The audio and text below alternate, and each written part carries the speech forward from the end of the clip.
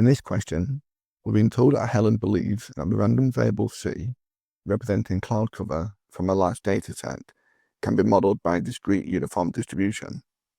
We've been asked to write down the probability distribution for C. So in the large data set, octas are used to measure cloud cover. And this would be from 0 octas, where we have no cloud, to 8 octas, where it is very cloudy. So in a distribution table, we've got little c for our observed value, and then we want the probability of our random variable equaling that observed value. We go from 0 octas to 8 octas. And because it's a uniform distribution, each of these probabilities would be equal. And there are 9 possible outcomes, from perfectly sunny to very cloudy, so each will have a probability of 1/9. So that's part A. For part B, using this model, find the probability that cloud cover is less than 50%.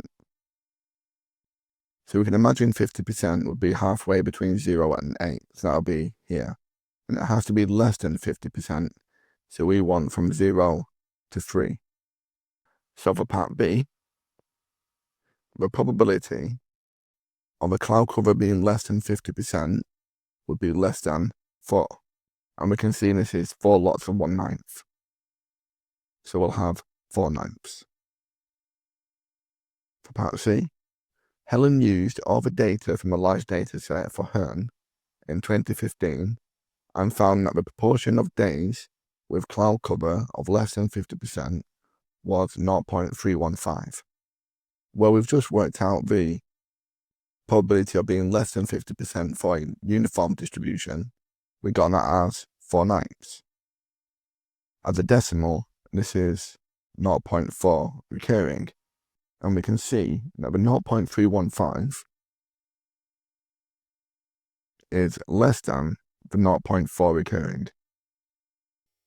So we'll say, because 0.315 is less than the 0.4 recurring over 4/9, the proportion is less than expected, and therefore the model may not be suitable. And then for part D, suggest an appropriate refinement to Helen's model. Well, we've just seen in part C that this uniform model may not be suitable.